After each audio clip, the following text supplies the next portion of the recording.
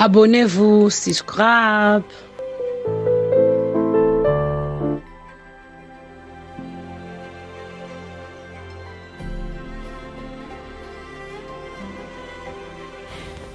Bonjour, soyez les bienvenus dans la chaîne de Maman Lydie.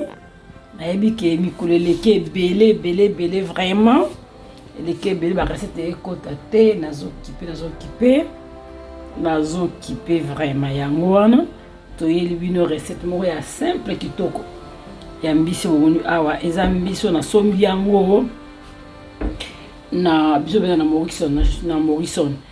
Ezambiso beto na bio penza, eza bio.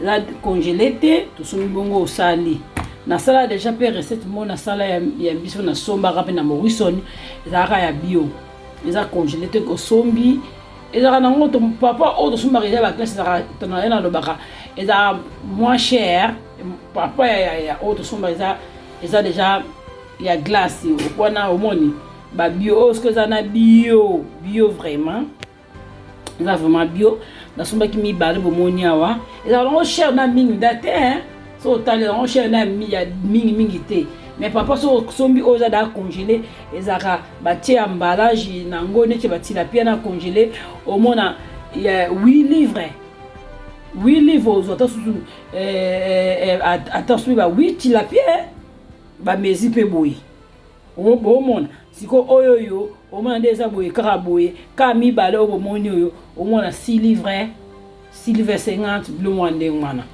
donc eza cher papa o nini mais o eza bio bomona na nina na partage ki bambisa bio on eza ya Congo ya bio na partage ki tolia ka bio ce qui tous en moyen rouler moi ba bio ça va bien quoi yeah o mbisa free eza congelé pe ba bomba ngobongo mais ba tete ba produit pour protéger et oume la pe eza tambulai yango yo na lobi awa tuzana ndembe na biso tuzana fene biso ka moko tuzana 3 tomates tuzana ki magie na biso soki olinga ki magie c'est so linga to chelo ko mususu olingaka tuzana goût na biso ba légumes na kocha goût ba légumes ndambo zawana tuzana pilipili awa yebluka bana tezana pilipili tozana aubergine tozana litungulu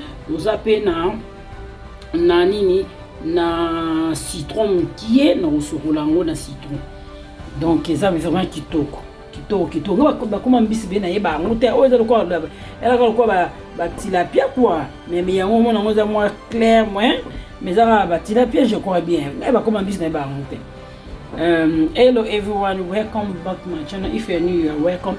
Today I make fish soup. You can see here this fish is a fresh fish, you know, fresh fish. I bought that in market is Morrison, and then I'll cook that simple delicious. I got my fish here. You can see here 2 fish. I have tomatoes, fresh tomatoes. I have bay leaf. I have universal seasoning, and I have chili if you like chili. I have Maggi. I have a spring onion. I have aubergine. I have onion. I have a lemon, just rough lemon when I'll clean my fish. Let's go next step. It's nice. And sorry makelele, but also I'm sorry.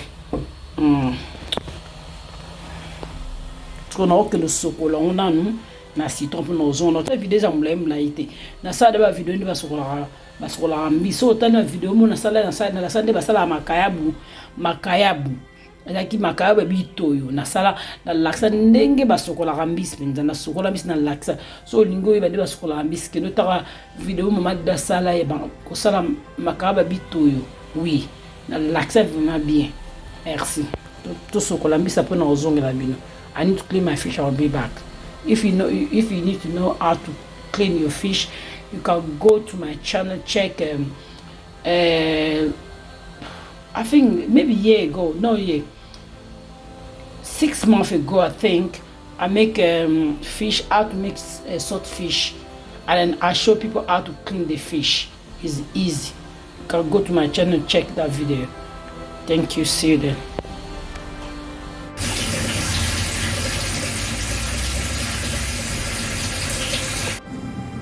Yango yo tina sukola kiango already clean, guys. Nana cham ki maji add magi pena cha baguna légumes la sardine we bien.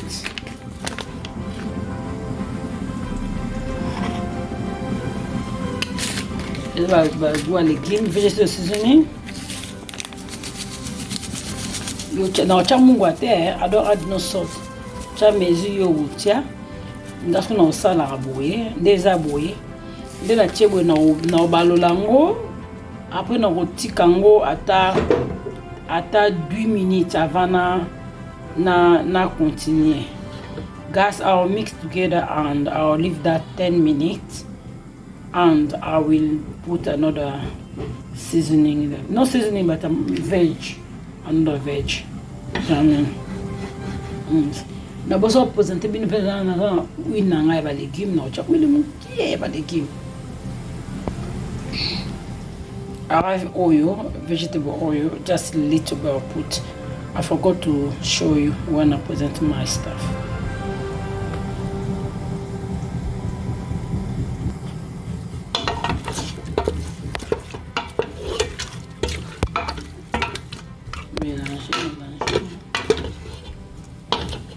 Mix it together.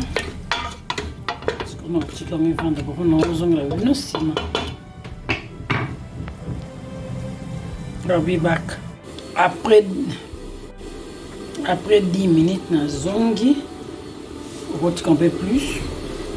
Na zongi.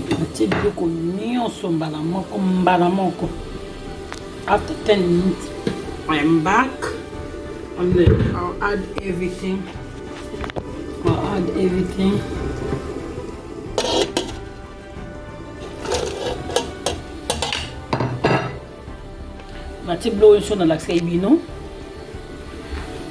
Everything I show you before. I add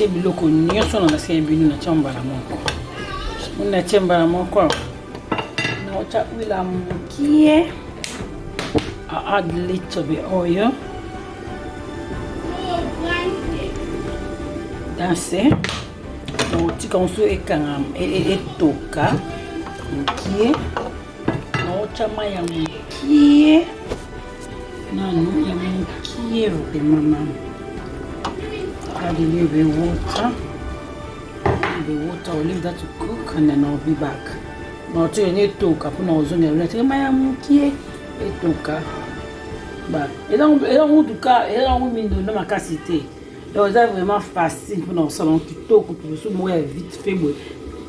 Bolepe boye bana ba sepeli papa sepeli mama imo pa sepeli osko yo esana pilipili oyo. Okay, yango yo na kangiango kangi bande ko après 10 minutes je crois bien au moins au plus na bakisi mai na ngati mai mutena bakisi ko po moko ya mai sikoyo mai mususu na otika onsuke toka. Et là on a mis ici un peu soupe na bakisi mai basi mai mukie bon monstre ko osko na kotika vraiment et toka timbis na ngai ko bela la mbisa peu soupe mon tomate kana te tomate mboma c'est tout. I'll leave that to cook and then I'll be back. Next. Oh, na bio la recette bose la recette de kota et kota vraiment mususu ba recette aux amis qui ça c'est kota mikolo na zo occupé tellement na haute kota ba recette mingi tena zo occupé na problème nos problèmes rege coutumier na nga donc on a za busy on a kotia ba na ba vidéo penda tena occupé vraiment sukoyo bon après bah je crois bien attendre ba septembre vraiment ce qui nous m'a lingi bloc on côté régulièrement bon mona bo partager comme des yango ça surtout côté ça bloc ce beau partager tout le côté bloc est belé poste ndenge bato bazosala biloko eyeuta na kisasa bazosala biloko tomona barecette ya bio ya kisasa esengaka mpe bopartageaka bato batalaka après biso totie biloko boencourage totyaka biloko merci beaucoup donc biloko bozela ebela bomeka recette bozala desi te ka try this recipe so delicious pepper soup kaka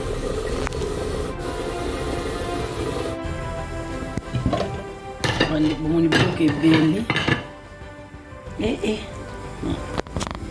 ebeli ozela présentation biloko ebeli vraiment kitoko ebeli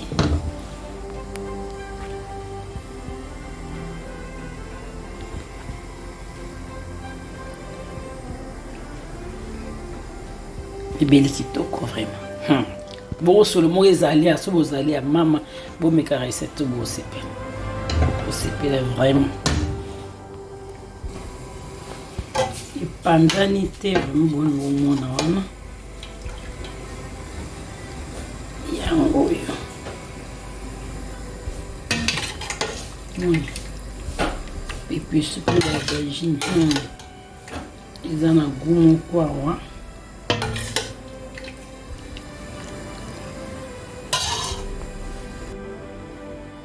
yango bomoni ndenge eza ebeli kitoko ba aubergine yango wana donc pepe soupe kaka ewumelaka nango te mais goût ezali awa mama na ngai abonnez-vous na chaîne mama li bozala desi te bolamba yango bokosepela pepe soupe kaka oyo ya mbisa mai oyo bokosepela bokende no mosika te donc bokosepela donc bio elali awa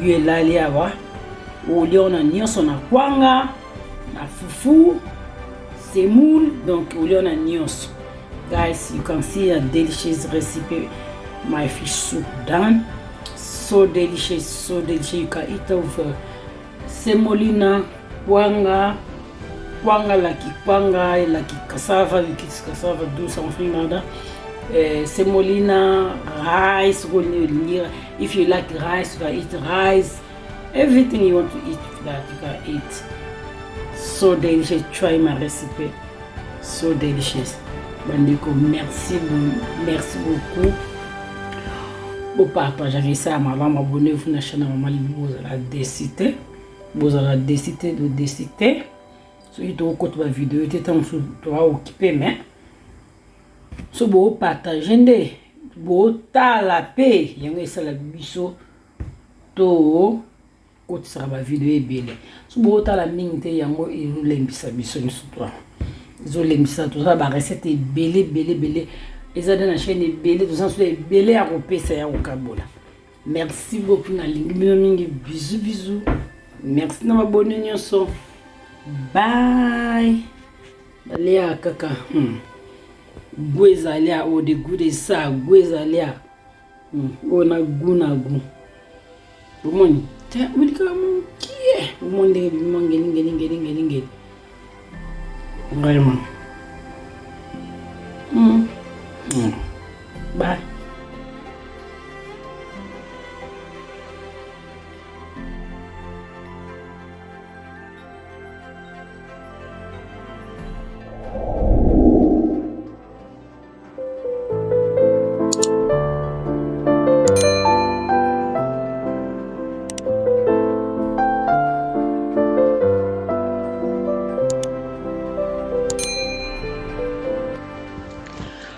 Abonnez-vous, subscribe.